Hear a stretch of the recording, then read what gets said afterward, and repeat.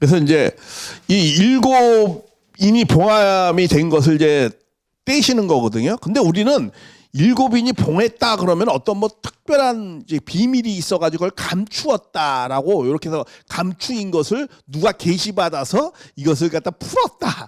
이제 이렇게 자꾸 이제 그 신천지를 해석을 하잖아요. 근데 그거는 전혀 이 원어적 개념을 모르기 때문에 그런 식으로 해석을 하는 거예요. 원래 이 봉했다라는 말은 하탐이라고 그래요. 하탐. 히브리어로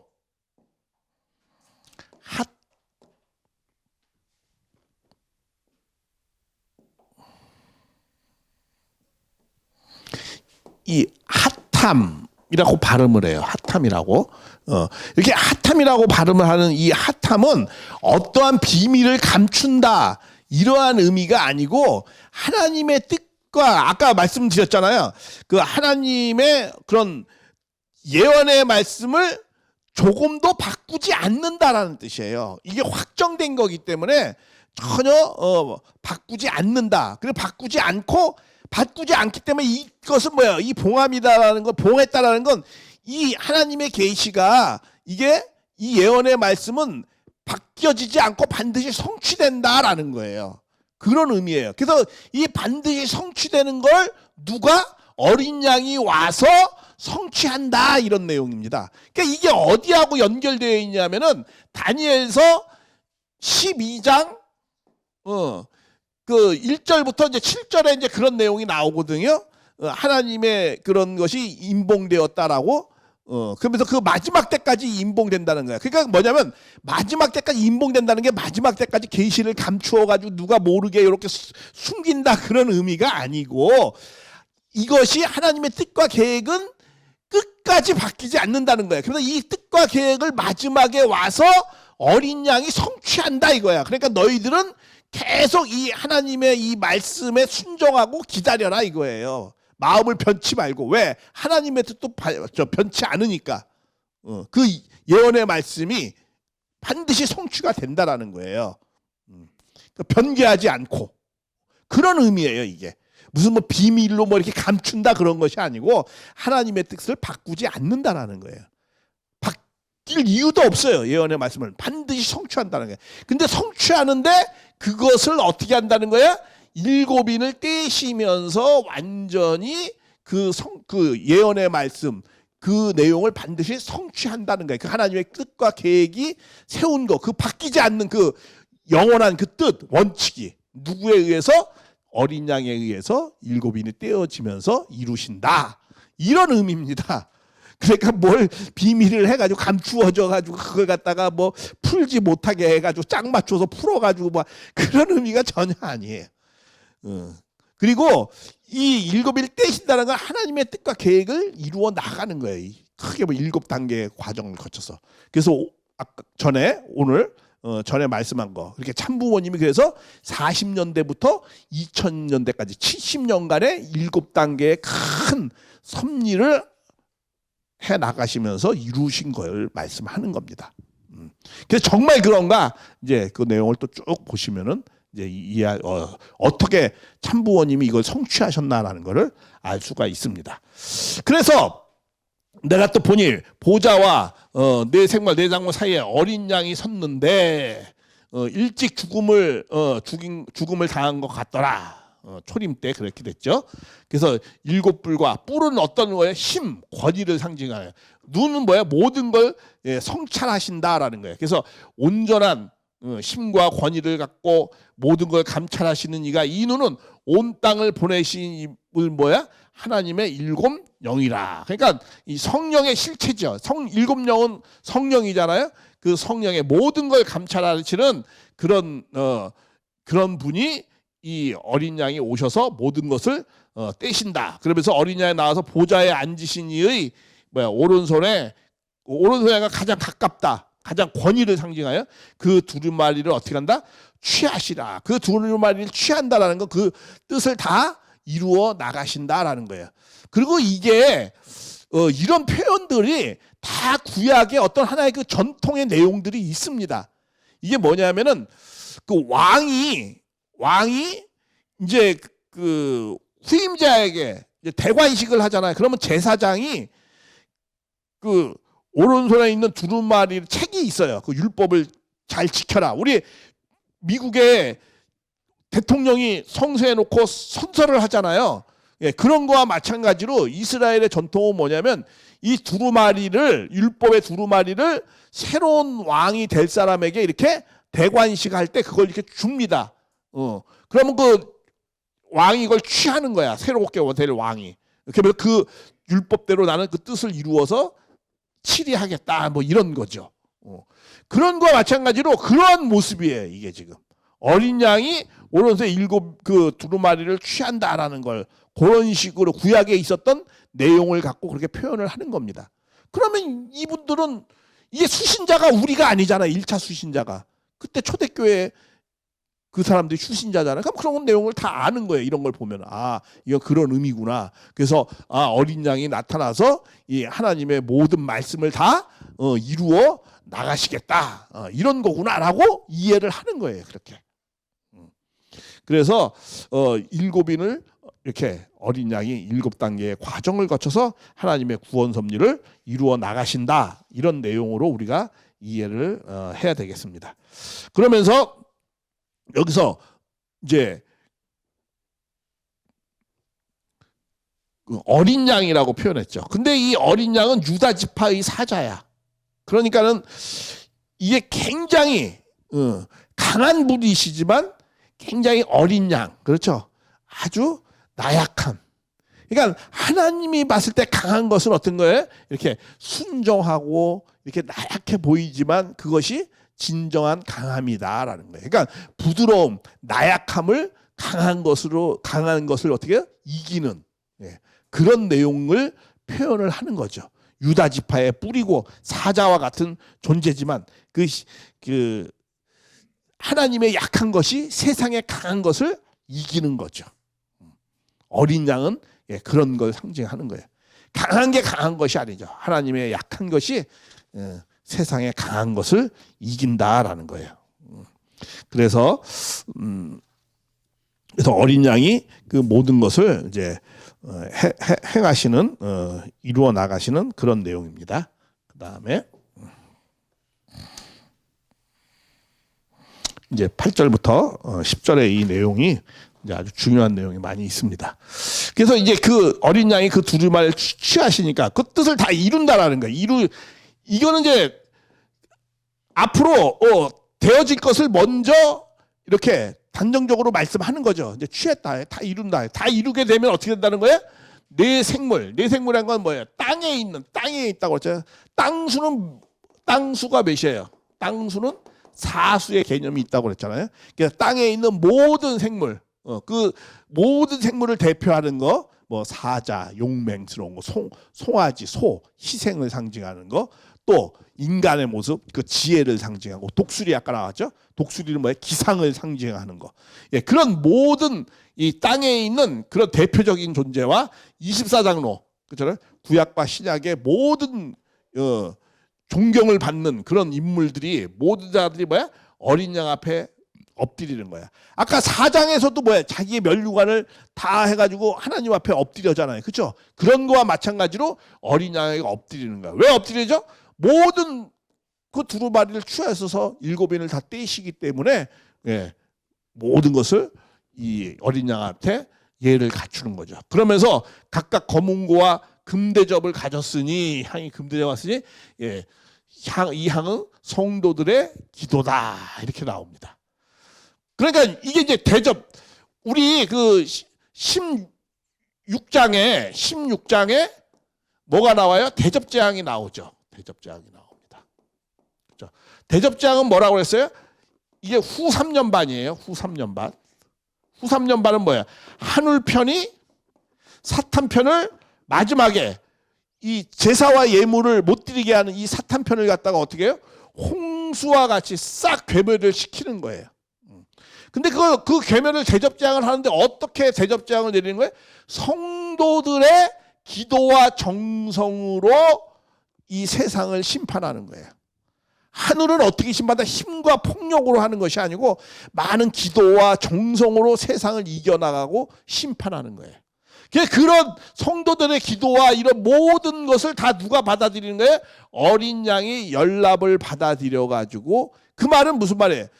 성도들이 믿음의 기대, 실체 기대를 세워서 메시아를, 원리적으로 표현하면 메시아를 모실 수 있는 그런 기대를 만들어 가지고 어린 양과 더불어서 나중에 16장에 그 심판하는 것이 구체적으로 나오는 거예요. 그러니까 이 맥락의 흐름을 항상 잘 이해를 해야 됩니다. 그래서 여기에 9절에는 새 노래를 노래하여 가로되 두루마리 가지고 그 인봉을 떼시기에 합당하시도다. 그래서 일찍 죽으셔서 각 족속과 바와 나라 가운데 사람들 피로 사서 하나님께 드리고. 그래서 이 어린 양이 왜 인봉을 띠시기에 합당하냐? 어린 양이 인봉을 띈다는 거예요. 근데 취하신다는 거예요, 두루마기를. 왜 그분이 그것이 합당하냐? 모두 피로 사서 하나님께 드렸다. 일찍 죽음에서 많은 희생을 통해서 이 세상을 이기시거든요. 그렇기 때문에 이 하나님의 구원 섭리를 이루신 것이 합당하다는 거야. 힘으로, 폭력으로 이루신 것이 아니고 당신의 피를 사서 그렇게 해서 이루었다라는 거예요. 우리 가정연합의 통일교회 참부모님이 모든 기반을 만든 게 어떻게 했어요? 세상을 폭력을 써가지고 만들었습니까? 누굴 때려가지고 협박을 해서, 공갈 협박을 해서 했어요? 어떻게 했어요? 그분의 삶이 말씀을 통해서 처절한 희생을 통해서 항상 모든 걸 위하는 삶을 통해서 희생을 통해서 이 기반을 만드는 거거든요. 그렇기 때문에 그렇게 만들었기 때문에 이 7인을 떼시고 이 두루마리를 펼치시고 취하시기에 구원 섭리를 하신 것에 합당했다는 거야, 그분이. 그런 내용을 말씀하시는 거죠. 그러면서 저희로 우리 하나님께 나라와 제사장을 삼으셨으니 저희가 이 땅에서 왕 노릇하리라. 근데 이거는 재림 시대도 이렇게 되지만 이거는 메시아와 연합된 자는 다 어떤 사람이에요? 제사장으로 삼는 거죠. 그리고 왕 노릇을 하는 거죠. 그러면 제사장이라는 게 어떤 존재입니까? 제사장이라는 게 뭐 세상의 권위를 갖고 위력을 행사하고 뭐 교권을 갖고 막 그냥 세상에 군림하고 이러는 것이 제사장입니까? 그런 왕입니까? 그게 아니죠. 제사장은 어떤 게 제사장이에요? 화목하게 하는 사람이 제사장이라고 그랬어요. 화목해 하는 사람. 그리고 덕을 쌓는 사람. 그리고 예수님을 증거하는 사람. 그런 게 제사장이에요. 그래서 세상을 화목하게 하고. 그러니까 예수님이 제사장 중에 제사장이라고 하잖아요. 왜 그렇죠? 당신의 십자가를 짊어지고 하나님과 인간을 어떻게 하겠죠? 화해하게 했잖아요. 그러니까는 제사장 중에 제사장이라는 거야. 왕이라는 거야. 하늘 앞에 제사장은 뭐예요? 하늘 앞에 제사를 드리는 중심자잖아요. 그러니까 무슨 제사를 드려요? 우리가 불신했던 우리를 하나님과 연합시키는 거잖아요. 그리고 화목해 하는 거예요. 그게 제사장이지 어떤 뭐 교권을 갖고 위력을 행사하고 그래가지고 뭐 그냥 나를 따라라 그리고 뭐 모심받고 하는 게 제사장이 아니에요. 그런 게 목사가 아니고 그게 교황이 아니에요. 교황이나 목사나 사제가 그런 행동을 할 때는 교회는 다 망했어요. 특히 심했던 데가 중세시대가 그런 것이 굉장히 심했었거든요. 교권을 갖고 이 세상을 막 억눌렀잖아요. 그렇죠? 그러니까 뭐 다 망하잖아요. 그래서 교회를 개혁을 시키고 그러는 거죠. 그것도 기독교가 또 개신교가 막 그냥 융성해지고 막 세상에 또 크게 뭐 자리를 잡고 이러니까 또 그냥 이 교권을 가진 자가 세상을 또 막 위력을 행사하고 막 이러려고 하잖아요. 그럼 교회는 또 망하는 거예요. 섬겨야 되는데 섬김을 받으려고 그러고 나 목사니까 뭐 너희들은 무조건 내 말 잘 들어라 이러면 다 망하는 거예요. 그러니까 그렇게 제사장이라는 건 직분이라는 거는 사제라는 건 그런 것이 직분이 아니고 화해시키는 거. 하나님과 인간의 관계를 화해시키고 또 사람과 사람의 관계를 화해시키는 화해의 왕, 평화의 왕이라는 거예요. 그게 제사장이고 그래서 왕 같은. 그래서 제가 여러 번 말씀드렸잖아요. 이 한자로 왕이라는 것을 어떻게 쓰느냐. 그렇죠. 왕. 왕자 이렇게 쓰잖아. 이렇게. 이게 뭐야? 하늘. 이게 뭐예요? 땅. 요 하늘과 땅에 누가 있어요? 인간이 있죠. 그러니까 하늘과 땅을 인간이 연결하는 거예요. 연결하는 거. 화해시키는 거예요. 이게 천, 지, 인. 우리 그러죠. 천지인 뭐라고요?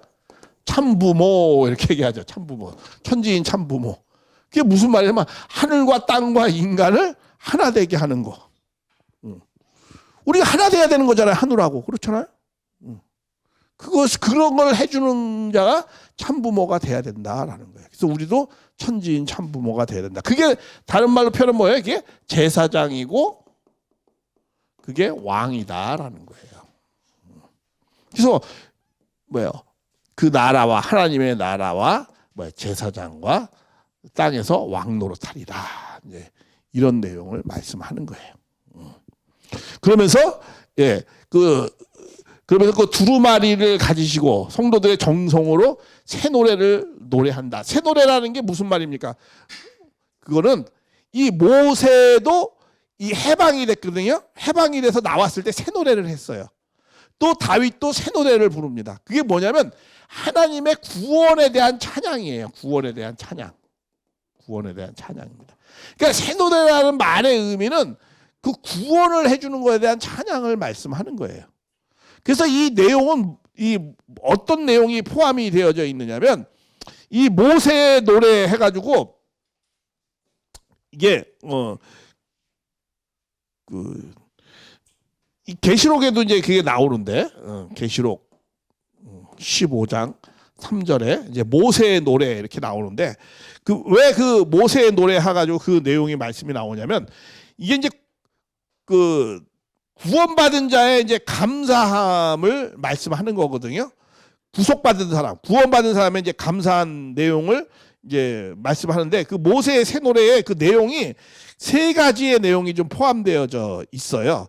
뭐냐면은 처음에는 이제 자기네들을 해방시켜줘서 감사하고 그 다음에 이 자녀에 대한 미래에 대한 소망 뭐 이런 것에 대한 또 감사한 내용이 있고 그리고 또 하나님의 나라를 이 땅 가운데 이제 영원히 이렇게 자리 잡게 해주는 것에 대한 감사함 뭐 그런 내용들의 어떤 감사함 찬양에 대한 노래입니다. 그러니까 그러한 것들을 이제 새 노래를 노래하게 된다라는 거예요. 그리고 그렇게 인봉을 떼시기에 합당하신 분이다라는 거예요. 그런 내용을 인봉을 떼서 인봉을 뗀다는 게 뭐야? 구원 섭리를 이룬다라는 거 아니에요? 구원 섭리를 이루니까는 하나님 앞에 감사의 노래를 부르게 된다라는 겁니다. 그래서 이 내용은 그러니까 반드시 재림의 때는 하나님의 나라를 이룬다라는 거예요. 어떻게? 마지막에 그런 금대접을 갖고 성도들의 정성으로 심판을 해서 구원을 받게 해서 그렇게 해서 모든 사람들을 왕되게 해주시는 이런 내용을 이루신다라는 내용으로 되어져 있는 겁니다.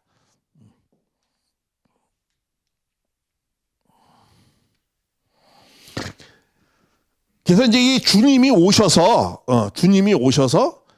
이 5장은 주님이 어떤 일곱을 떼서 하신 일, 주님이 다시 오셔서 하시는 일을 지금 말씀하는 겁니다. 그래서 일곱인을 떼셔서 우리를 구원하고 구속해 주시는, 그래서 우리를 다 나라와 제사장으로 왕 같은 사람으로 다 세워주는 이런 일을 하신다는 거예요. 그렇게 하시니까 많은 사람들이 장로라든가 땅과 하늘에서 다 하나님에게 찬양하듯이 다 하신다라는 거예요.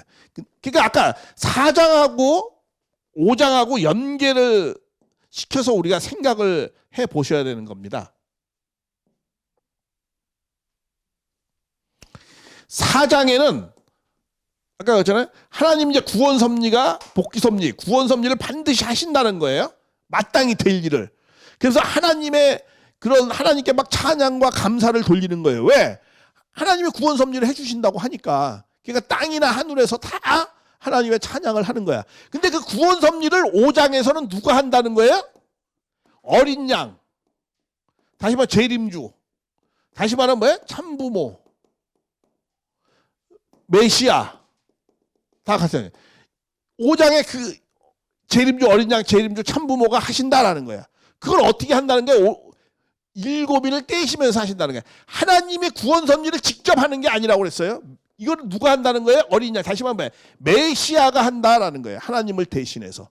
왜? 하나님은 타락한 인간을 직접 상대하지 못하는 거예요. 다 아들에게 다 구원과 심판을 맡겼어요. 왜? 하나님은 타락한 세계를 직접 상대하는 게 아니고 메시아를 통해서 하는 거예요. 왜냐하면 하나님은 온전하신 분이기 때문에 온전한 자를 통해서 치리하는 거예요. 그러니까 타락한 인간 하나님을 직접 못 가잖아요. 그러니까 중보자가 필요한 거예요. 그래서 항상 기독교는 중보의 신앙을 말씀하는 거예요. 그게 맞는 말입니다. 그래서 메시아를 통해서 한다는 거예요. 하나님의 나라는. 그러니까 인간끼리 모여가지고 머리 막 이렇게 써가지고 지혜를 짜내가지고 야 하나님 계획을 잘 해가지고 만들어보자. 그게 다 바벨탑이고 그게 다 공산주의 사상이에요. 인간이 머리 써서 하나님 나라 이루자? 못한다는 거야. 하나님이 보낸 메시아를 통해서 한다라는 거예요. 그래서 하나님과 일치된 하나님의 심정과 일치된 자가 하나님의 왜? 그런 자만이 하나님의 모든 것을 다 밝히 말씀해 주는 말씀을 갖고 와서 한다는 거예요. 이 세상은 뭘로 한다? 말씀으로 잘못 사탄의 말씀으로 타락했잖아요. 그러니까 누구의 말씀으로? 하나님의 말씀으로 다시 치리하는 거예요. 힘과 폭력으로 하는 것이 아니고. 근데 그 사랑, 그 말씀은 무슨 말씀이에요? 사랑을 완성시켜주는 말씀. 이 온 세계가 뭐야 돼요? 사랑의 이상세계가 돼야지만이 천국이 되는 거예요. 그 사랑을 이룬 자, 사랑의 온전한 자가 와가지고 자기의 삶을 보여주면서 희생과 봉사를 통해서 해주는 거예요. 힘과 권력과 돈으로 하는 게 아니고. 그래서 그것을 말씀을 통해서 하나하나 하나님의 사랑의 세계를 이루어 나가는 거예요. 그걸 어떻게? 7단계의 과정을 통해서. 왜냐하면 7단계의 창조가 아담 해와가 무너졌으니까. 그래서 인류는 다 노예가 됐어요. 노예 해방 문서예요. 이 두루마리. 이것을 갖다가 다 메시아가 와서 풀어 헤친다는 거야. 7단계의 과정을 거쳐서. 말씀을 갖고 치리해서. 그래서 우리 참부모님이 40년대, 50년대, 60년대, 70년대, 80년대, 90년대, 2000년대 이 70년간의 그 중심 섭리를 제가 그래서 아까 말씀을 다 드린 거예요. 그런 내용들이 이제 구체적으로 이제 진행이 됩니다. 그렇게 해서 하나님의 나라를 이루는 겁니다. 그러니까 실체적으로 이 땅 가운데 하나하나 풀어가는 거예요. 그게 간단한 문제가 아닙니다. 그래서 이제 그런 내용들이 그래서 이제 4장에 하나님의 그런 구원 섭리를 5장에는 메시아가 7인을 떼시면서 지금 하신다라는 내용을 전체적으로 지금 설명하고 있는 내용이에요. 그래서 이걸 다 떼시니까는 그 떼시는 그 두루마리를 취하서 합당한 것이기 때문에 내 생물 24장로들이 찬양과 감사를 하나님 앞에 돌리듯이 누구한테? 어린 양 메시아 재림주 참부모님한테 돌린다는 내용을 지금 말씀을 하고 있는 거예요. 똑같이. 예. 그래서 11절에 내가 또 봄에 들음에 보좌에 생물들과 7대가 둘러싸여 있는데 천사의 음성의 수가 천천히요 만만이요 그리고 또 큰 음성으로 가되 죽으심을 당하신 어린 양이 능력과 부하와 지혜와 힘과 존귀와 영광과 찬양을 받으시기에 합당하다. 왜 합당하다고요? 하나님의 7인을 떼는데 희생을 드려서 그죠? 어린 양이 자기 피로 사서 했다고 그러는 거야. 정말 참부모님의 그 삶의 내용을 보면 6번이나 감옥을 갑니다. 생애 노정에. 모든 걸 희생해요. 자기 자식도 희생하고 처음에 부인도 희생당하고 전부 잃어버리는 거죠. 잃어버리면서도 불변의 심정을 갖고 한 번도 흔들림 없이 15살 때 맹세한 것을 초지일관 그것을 이루어 나가요. 그것도 뭐 옆에서 주변 사람이 박수 쳐주고 찬양해 준 것이 아니고 철저하게 반대받아가면서 이루어 나가는 거예요. 그걸 뭐야? 피로 사서 했다라는 거예요. 그래서 이게 우리 문 선생님이 마지막 돌아갈 때 소원이 뭐였는 줄 아세요? 편하게 하루 종일 좀 잠자는 게 소원이었대요. 잠을 안 주무시니까 잠을 잘 수가 없는 거야. 세계 돌아가는 걸 다 해야 되기 때문에. 그래서 3시간 이상을 평생 동안 3시간 이상을 한 번도 자본 적이 없다라고 말씀하는 거예요. 왜 그렇게 하셨느냐? 그럴 때요. 15대 계시를 받고 말씀을 규명해 가면서 너무 반대를 받으니까 하나님한테 말씀했대요. 나는 이거 아무래도 하나님 나 시간이 좀 부족합니다. 나는 한 200살을 하셔야 해. 내가 200살을 살아야 이 일을 맞출 수가 있지. 이거 뭐 100살 갖고는 이거 도저히 안 됩니다. 해가지고 부탁을 했대요. 나 좀 길게 좀 살아야 되겠습니다. 그때 하나님이 안 된다 그랬대. 그러니까 어떻게 한 거야? 하나님 무조건 기도한다고 다 들어주는 거 아니잖아요. 모세가 기도했는데 모세의 기도를 하나님이 들어줬습니까? 안 들어줬어요. 나 가나안 좀 들어가게 해주세요. 또 안 된다. 안 된다. 못 들어갔어요. 예수님 그랬잖아요. 이 십자가의 잔을 피하게 해주십시오. 안 된다. 너 짊어져야 된다. 안 들어줘요. 메시아 기도도 안 들어줄 때는 못 들어주는 거야 하나님이. 참부모님도 난 이거 한 2배는 더 살아야 됩니다. 그러니까 안 된다. 수명이 다 있으니까 안 된다. 그래서 어떻게 했는 줄 아세요? 결정했대요. 그러면 나는 2배로 살면 되겠구나. 그래가지고 잠을 거의 안 주무신 거야. 그래가지고 우리 참부모님을 모시는 수행원들은 어떤 분은 정수가 말라요. 하도 긴장하고 옆에서 잠을 안 자고 모시니까. 해야 되니까. 그런 비서들이 많이 생겼어요. 그렇게 옆에서 계속 있어야 되고 집회하고 뭐하고 계속 수행을 해야 되니까. 그런 박보희 총재님이 그랬대요. 내가 참부모님한테 모든 일은 내가 다 흉내는 낼 수 있대. 나도 저렇게 나도 목소리 좋으니까 다 연설도 나도 잘하고 나도 글쓰래 잘 글도 잘 쓰고 인물도 좋잖아요. 그렇죠? 다 할 수 있는데 딱 한 가지는 내가 따라서 못 한다는 게 그게 뭐냐면 아버님 문 선생님은 잠을 안 잔다고. 그것만은 내가 따라서 할 수가 없다고 그러더라고요. 흉내낼 수가 없다고. 그렇게 사셨던 거예요. 예를 들면 진짜 그래요. 그분은 나도 한남동에 집회 있을 때 옛날에 따라가잖아요. 그럼 미국에서 오셨대. 그럼 오시면은 이제 목회자들 모여서 이제 기다리고 하잖아요. 근데 여러분도 잘 아시잖아요. 시차 때문에 굉장히 힘들잖아요. 갔다 오면은. 근데 오셔서 딱 앉자마자 또 계속 말씀해요. 그냥 말씀하는 거야. 진짜 일상생활처럼 해요. 그냥 70이 넘으셨는데도. 그러니까 대단한 거지. 그러니까 신령 들어서 사는 거예요. 그게 정말 신령 들은 사람이구나라는 걸 아는 거예요. 이 바닷가 낚싯대도요. 낚시를 할 때도 딱 수자나 가면 12시간 이상을 서 있는데요. 그냥 이러고. 수영 서 있는데 그냥 어떤 옆에 있는 사람들은 그 눈치 보다가 앉아 있다가 다시 또 일어났다가 이런데 그분은 그냥 무슨 돌부처 같이 서 있는다는 거야. 계속 바라보고. 낚시를 많이 하시잖아요. 그러니까 그런 삶을 그러니까 모든 걸 희생해서 이루었기 때문에 피로 사서 이루었기 때문에 감옥을 6번이나 가는데 피로 사서 이루었기 때문에 그분은 찬양받기에 영광받기에 합당하다 이렇게 이제 말씀을 하는 거예요. 그래서 또 들으니 하늘 위에나 땅 위에나 땅 아래나 바다 위나 그 가운데로 만물의 보좌의 어린 양에게 모든 것을 다 감사함을 돌려야 된다라는 거예요. 왜? 인류의 모든 해방과 완성의 길을 고통의 세계를 없애는 길을 내셨거든요. 다 이룬 건 아니죠.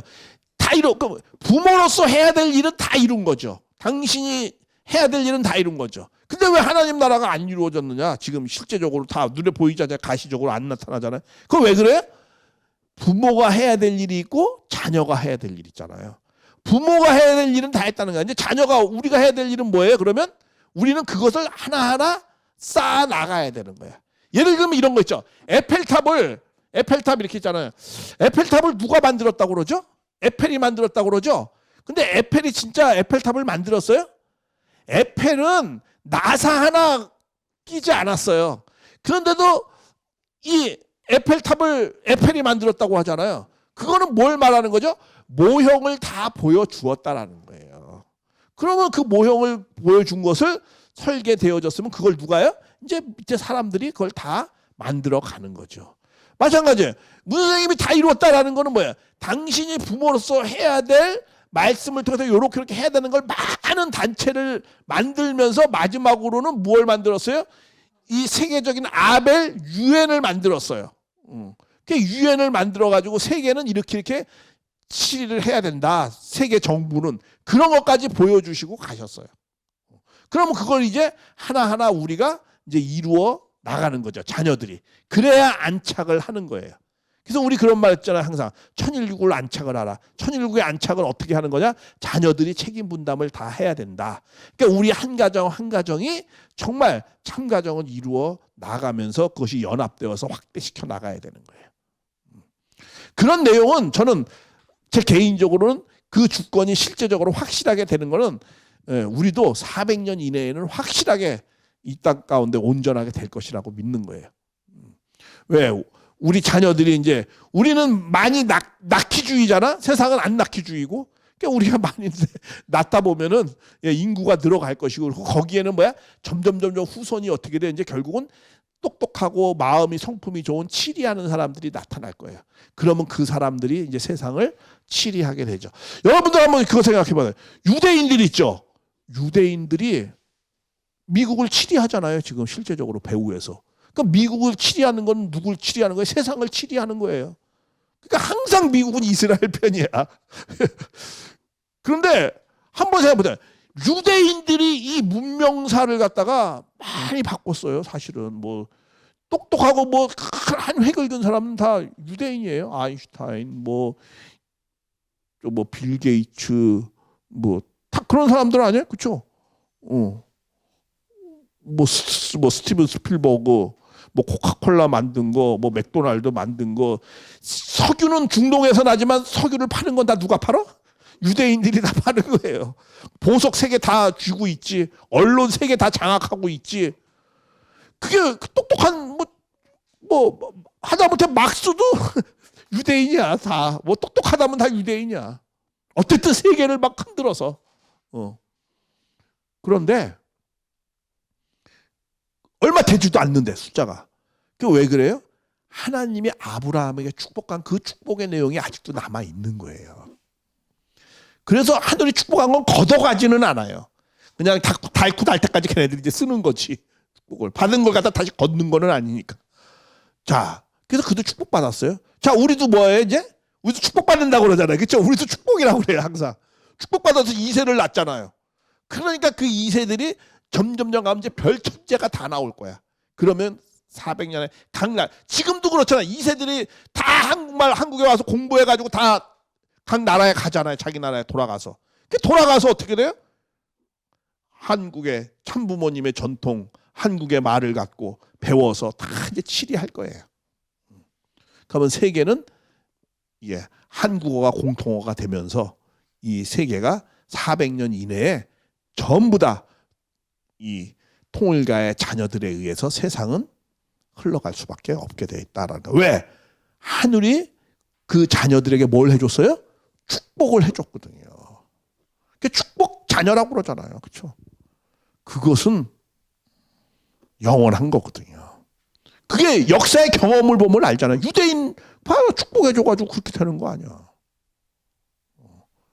그래서 그러니까 결국은 어린 양에 의해서 참부모님에 의해서 선민국가인 한국에 의해서 이 세상은 참부모님이 한국 사람이기 때문에 이 세상은 다 그렇게 치리돼서 갈 수밖에 없어요. 지금 잠시 우리가 어려움도 있고 흔들림도 있고 하지만 그거는 큰 흐름에 보면 결국은 그렇게 가게 되어 있는 거예요. 역사는. 왜? 역사는 하나님이 섭리를 하는 것이지 인간이 머리 이렇게 생각을 해가지고 지혜를 짜가지고 하는 게 아니거든요. 그렇게 하는 것 같이 보여도 그거 다 사라지는 거예요.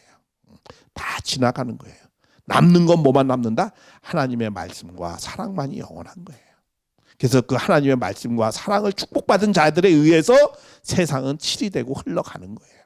결국은. 그래야 하나님의 나라가 이루어지니까. 그것을 출발과 전통을 다 세웠다는 거예요. 에펠탑 설계에서 다 하듯이. 그렇기 때문에 우리 참부모님은 내가 다 이루었다 이렇게 말씀하는 거예요. 이제 우리가 얼마큼 빨리 이루느냐만 남아져 있는 거예요. 결국은 근데 그렇게 가는 거예요. 기독교 2000년 역사 보면 모릅니까? 예수님이 없는데도 그 무지렁 같은 제자들에 의해서 기독교가 이렇게 흘러갔잖아요. 로마는 결국은 세계의 로마를 400년 만에, 그 교통과 통신이 없는 그 시대도 400년 만에 굴복을 시키잖아요. 근데 이렇게 통신이, 교통이 발달되고 이런 때 결국은 손바닥으로 우리를 아무리 가리고 말씀을 아무리 가리고 뭐 통역 그래 봐야 가려지지 않는 거예요. 섭리는 다 흘러가는 거예요. 그래서 이렇게 세세토록 돌릴지어다. 그렇게 간다는 거예요. 그래서 내 생물이, 모든 땅에 있는 모든 존재들이 다 아멘 하고 다 엎드리고 찬송과 능력을 하늘 앞에 돌리게 된다라는 거예요. 이거는 정해져 있는 승리예요. 그래서 이 하나님이 4장은 구원 섭리, 복귀 섭리 이렇게 하는데 어린 양이 와서 이렇게 5장에는 다 이루신다라는 걸 보여주는 거예요. 그리고 6장에는 뭐냐? 7인을 떼시면서 하잖아요. 근데 7인을 떼시는데 그 7인을 떼시는데 그 떼시는 내용이 6장부터 시작해서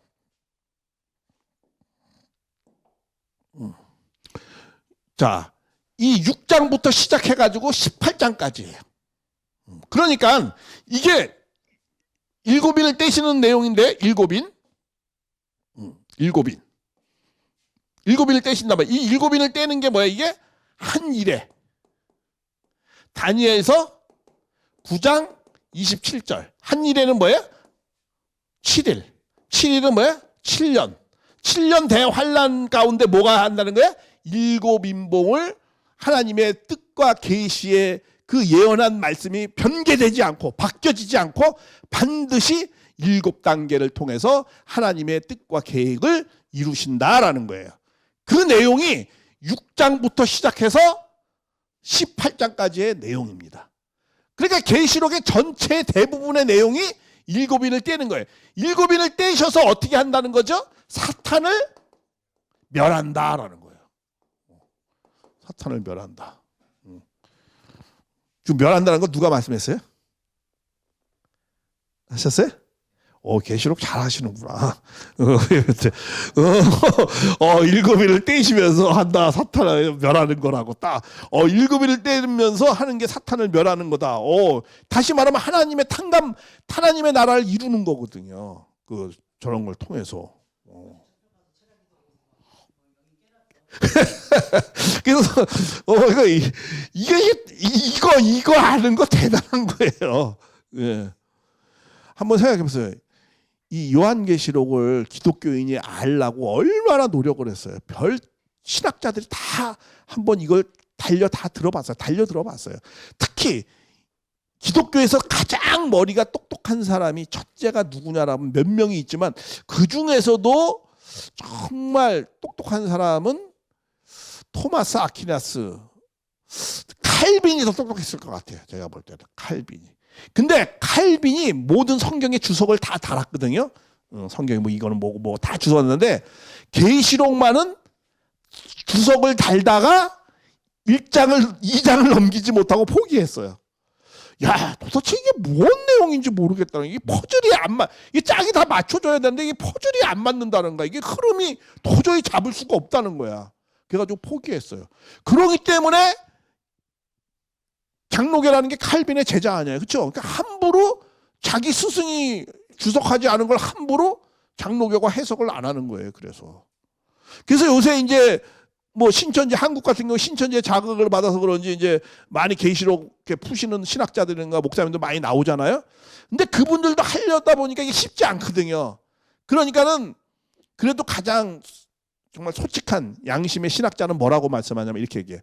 우리가 모르는 것을 억지로 풀려고 맞추려고 하지 말고 아는 것만 우리가 정확하게 말씀을 하자. 그렇게 말씀을 했어요. 왜 그러죠? 아까 그랬죠. 7인을 떼는 것은 계시록 5장 5절에 아까 5장 5절에 어제 말씀했죠. 누구만이 떼신다고요? 어린 양이 떼시는 거예요. 그러니까 이 7인에 대한 것을 뜻과 계획을 이루는 건 누가 이루는 거예요? 어린 양이 이루는 거기 때문에 어린 양만 정확히 이것을 갖다가 어떻게 해요? 설명할 수 있는 것이고 그 설명한 것을 어린 양이 가시는 삶의 노정을 본 자만이 그거를 해석할 수 있는 거예요. 그래서 아까 제가 일곱인에 대한 거 참부모님이 70년의 노정을 이렇게 해서 하셨다라고 말씀을 드렸잖아요. 그거를 본 자만이 그거를 해석할 수 있는 거예요. 어린 양만이 그 내용을. 그러니까 누가 계시록을 내가 풀었다, 뭐 함부로 얘기했다. 그거 그렇게 말하면 그거는 그 성경에도 맞지 않고 그거는 정말 잘못된 거예요. 어린 양이 떼시는 자만이 아는 거예요. 그 떼신 것을 본 자만이 아는 거예요. 제가 칼빈보다 더 똑똑해서 이것을 갖다 푸는 것이 아니고 제가 참부모님과 동시대에 살아서 참부모님의 삶의 승리적인 노정을 듣고 조금 보았기 때문에 이것을 설명하는 거예요. 그러니까 이것을 알 수 있는 분은 거의 없는 거야 지금. 왜 별로 없는 줄 아세요? 제가 1000병 이상 못 전했거든요 아직. 그러니까 거의 75억 주에 이걸 1000명이니까 거의 아는 자가 없죠. 그러니까는 이거는 그래서 이 일곱인에 대한 내용을 계시록 6장부터 18장까지의 내용인데 이것은 참부모님의 이 뜻과 계획을 이루어 나가시는 그 승리적인 삶의 노정이기 때문에 그걸 본 자만이 알 수 있는 겁니다. 그래서 이 6장부터 18장까지의 전체의 기본적인 간략한 내용을 지금 설명해 드리고 다음 주부터 6장서부터 구체적으로 제가 이제 말씀을 드릴게요. 개괄적인 것만 말씀드릴게요. 왜냐하면 이 개괄적인 것을 전체적인 걸 이해하는 게 굉장히 중요합니다. 제가 저번에 말씀드렸잖아요. 어디 숲을 갈 때 어떤 내가 산 정상에 가면 가는 길을 숲으로 들어가서 그 길을 먼저 알고 가야 되잖아요. 방향을 잘 맞춰서. 마찬가지거든요. 전체 이 6장부터 18장까지 그 안에 이제 들어가야 되는데 들어가기 전에 전체 개괄적인 그 흐름을 알고 들어가자는 거죠. 그걸 모르고 들어가면 막 헤매는 거죠. 막 엉뚱한 해석을 하고 엉뚱한 해석하면 이제 이상한 또 교파가 만들어지는 거죠. 그러니까 우리가 잘 알고 들어가자라는 거죠. 자, 그래서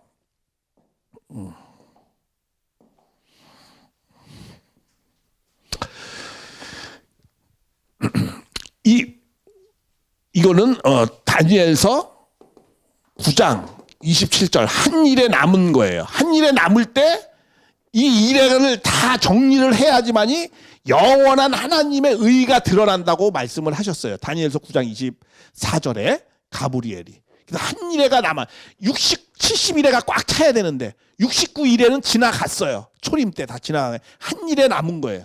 그 한 일에 남은 거에 어떤 현상이 벌어지느냐?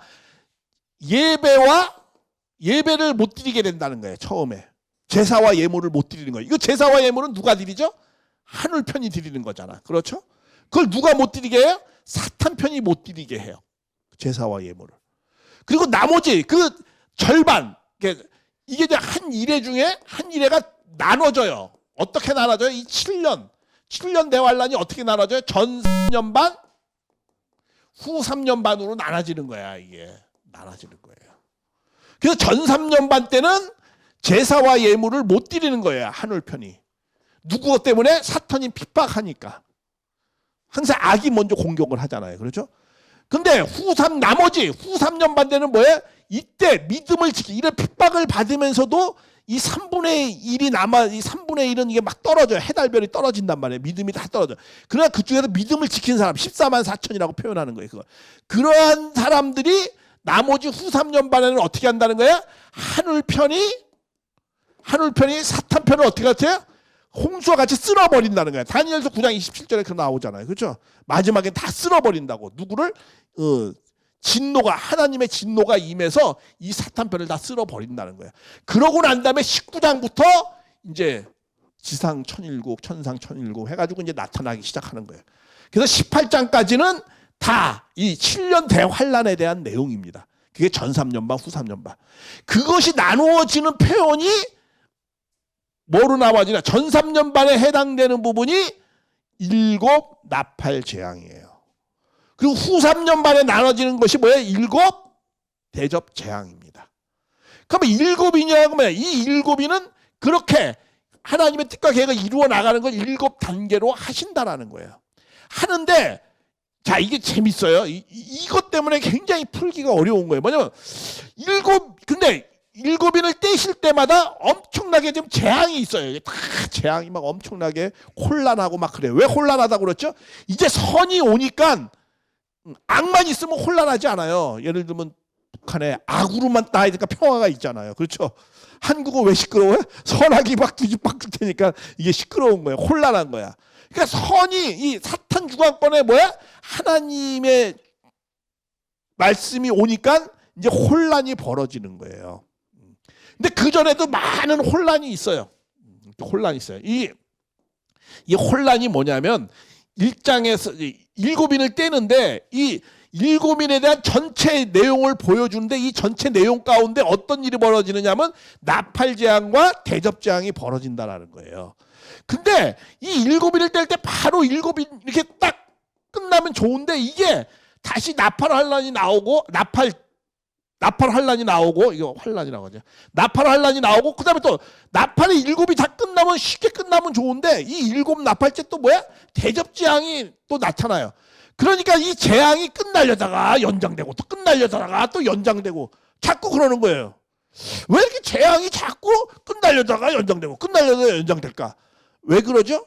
재앙이 자꾸 늘어나는 건 뭐 때문에 늘어나는 거죠? 하나님도 빨리 재앙을 끝내고 싶고 재림주도 빨리 재앙을 끝내고 싶어. 그렇죠? 근데 왜 연장되는 거죠? 인간이 책임 분담하지 못하면 연장되는 거죠. 근데 재앙은 어쩔 수가 없어요. 그 재앙이라는 게 뭐냐면 탕감을 치르는 거거든요. 다시 말해 죄값을 치르는 거예요. 불신하면 뭘 치르는 거죠? 죄값을 치르는 거예요. 주님이 왔는데 불신하면 뭐가 되는 거죠?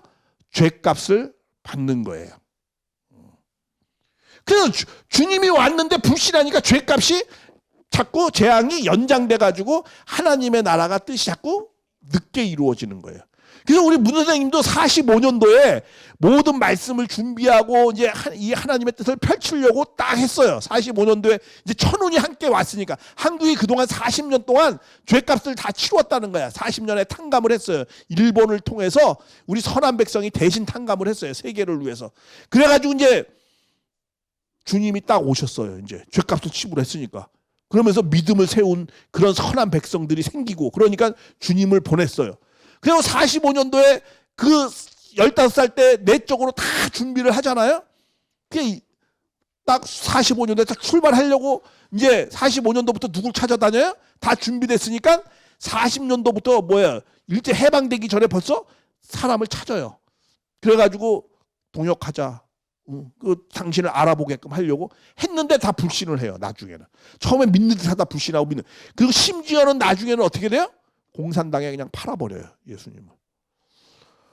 참, 문 선생님을. 그러니까 어떻게 돼요? 뜻을 펼칠 수가 있어요? 없어요? 없으니까 이게 연장되는 거야. 문 선생님이 항상 그래요. 평소에 자주 하시는 말씀 중에 하나가 뭔지 아세요? 이런 거예요. 해방되고 말이야. 내가 누구누구를 만났을 때 이 사람들이 잘 따라왔다면은, 야, 내가 7년 만에 모든 이 죄악된 역사를 정리해서 하나님 나라를 내가 출발시켰을 텐데. 항상 하소연하듯이 그 말씀을 해요. 왜? 그때 준비된 교단이 도리어 불신해가지고 팔아넘겼거든요. 그러니까 7년이 연장돼가지고 몇 년이 된 거야? 70년이 된 거예요. 그러니까 52년, 6.25도 나지 않는 거야. 그러니까 52년도에 다 끝낼 것이 통일교 간판 내리고 겨우 해서 92년도에 끝내요. 그거를. 그러니까 이게 이렇게 연장되는 거예요. 이렇게 연장되는 거예요. 이때 딱 끝났어야 되는 건데 7일에 딱 끝났어야 되는 게 연장되는 거예요. 자꾸 재앙이 연장되는 거예요. 인간이 뭐해서 책임하지 못하기 때문에 연장되는 거예요. 그래서 일곱인을 근데 이 인을 뗄 때마다 엄청난 재앙이 있어요. 그 왜 재앙이 있어요? 탕감을 치르는 거예요. 죄값을 지불한단 말이에요. 근데 주님이 오셨을 때 이때 무엇을 일곱인을 떼면서 정리를 해야 되냐면 여기 흰말을 타고 이게 재림주님의 승리가 아닙니다. 이게 뭐냐면 적그리스도 흰말이란 건 뭐냐면 주님 메시아가 타는 건데 메시아 행세를 하는 사람이 많이 있다라는 거야. 그리고 또 붉은 말 타는 건 뭐야? 공산주의자들도 많이 있다는 거예요. 또 여기 검은 말 탄 자 저울에 인본주의 앞에서 신본주의와 인본주의 앞에서 많은 지성인들이 갈등하는 내용이에요. 이거는 청황색 말은 이건 뭐야? 회교가 준동을 해가지고 막 혼란이 이 중동 지방에 혼란이 벌어지는 거예요. 이런 세계가 이제 온다라는 거예요. 그리고 순교당한 자도 많이 생기고 그리고 믿음이 있는 사람의 믿음이 다 떨어지고 이러한 내용들을 세계 문제가 그런 문제거든요. 이 세계의 문제. 이거를 7년 안에 문 선생님이 받아들이면 다 해결할 수 있었다는 거야. 근데 이게 해결이 못 되니까 불신해버리니까 이게 연장이 되는 거예요. 연장이. 이렇게 연장이 되고. 또 해결하니까 또 안 되니까 또 연장이 되고. 이런 현상으로 해가지고 이게 나타나는 거예요. 그래서 원래는 이게 다 끝나가지고 무조건 이게 일곱 나팔 환란, 일곱 대접재앙이 무조건 일어나야 되는 게 아닙니다. 이거는 경고, 예언이 되어져 있는 거는 반드시 그렇게 성취된다는 게 아니에요. 이렇게 쓰여져 있는 거는 뭐예요? 이런 것을 경계 삼아서 너희들이 예언을 왜 합니까? 예언은 반드시 이루어지게 하기 위해서 예언하는 것이 아니고 예언을 통해서 경고하는 거예요. 잘못된 것은 이루어지지 말고 좋은 것만 이루어지라고. 그래서 예언을 하는 거잖아요. 잘못된 길 가지 말라고. 그러면서 이런 엄청난 재앙의 설명을 하죠. 왜? 네가 불신하게 되면 이런 재앙이 생기니까 이런 거 되지 않도록 조심하라는 거예요. 반드시 이루어지라는 뜻이 아니죠. 우리 구약에도 그렇죠. 구약에 영광의 주와 고난의 주로 나와져 있어요. 두 가지 예언이 있어요. 근데 영광의 주 예언이 조금 더 많아요. 근데 영광으로 되어지지 않고 고난으로 예수님이 십자가 길을 다 가서 이스라엘 민족도 싹 없어져 버렸어요. 근데 그 예언이 있었어요. 만약에 너희가 오시는 메시아를 불신하게 되면 오시는 메시아도 채찍맞고 피를 흘려서 그래서 희생의 양이 된다. 그리고 너희들도 다 사라진다. 그런데 너희가 주님을 잘 믿으면 너희의 민족은 모든 만방위에 너희 민족은 쓸 것이며 또 이 오신 메시아는 영원한 세상의 왕이 될 것이며 이렇게 예언을 했잖아요. 그런 예언도 있었어요. 근데 결과적으로는 희생의 길로 갔어요. 영광의 주는 못 갔어요. 왜 못 갔죠? 왜 그렇게 두 가지로 예언되어져 있어요? 너희가 주님을 잘 받아들이면 영광의 길로 가지만 주님을 잘 못 받아들이면 어때? 이렇게 고난의 길로 간다는 거야. 그러니까 이런 경고의 메시지예요. 그래서 어떻게 가라? 오시는 주님을 잘 메시아를 맞아서 영광의 길로 가라고 하는 그러한 권면의 말씀이거든요. 올바른 길, 좋은 길로 가라고. 그래서 예언을 하는 거예요. 그렇게 고난의 내용도 적혀져 있는 겁니다. 우리 어린아이 키울 때 그러잖아요. 야, 너 여기 날씨가 추운데 함부로 나돌아다니지 마. 나돌면 감기 걸려서 죽어. 그럼 감기 걸려서 죽으라는 소리입니까? 아니죠. 그렇게 가지 말라고 경고하는 거죠. 안 가고 집안에 잘 있으면 네가 좋은 학교도 갈 거고 좋은 일이 잘 풀릴 거야. 이렇게 얘기하잖아요. 이 성경도 그런 거거든요. 왜? 마지막에는 하나님의 말씀을 받아들이느냐 안 받아들이느냐 그 책임에 의해서 결정이 되기 때문에 그렇죠. 하나님의 뜻이. 예. 그렇기 때문에 그렇게 양면으로 예언되어 있는 거예요. 이 요한계시록도 마찬가지예요. 이런 재앙이 많이 있는데 이러한 것이 꼭 이루어지라고 이렇게 말씀을 하는 게 아니에요. 이런 것이 이루어지지 사실 말아야 되는 거예요. 그러고 난 뒤에 바로 4장부터 시작해서 19장으로 바로 넘어가야 되는 거예요. 그런데 불신함으로 말미암아져서 이 내용을 다 이루게 되는 정말 안타깝지만 재앙을 다 받는 내용이 나와요. 그러다 보니까 우리는 어떻게 생각하는 거예요? 정말 재림 주님이 오셔가 요걸 그대로 요렇게 하셨네 이렇게 생각하는 거야. 이렇게 하지 않는 것이 더 좋은 거죠. 사실은. 그런 걸 우리가 염두에 두고 이 말씀을 이해하면서 가야지만이 이 말씀을 성숙하게 볼 수 있다라는 겁니다. 이 내용을 이해하면서 봐요. 아시겠죠? 네, 그래서 이 내용을 본격적으로 이제 다음 주부터 시작하겠습니다. 예, 감사합니다.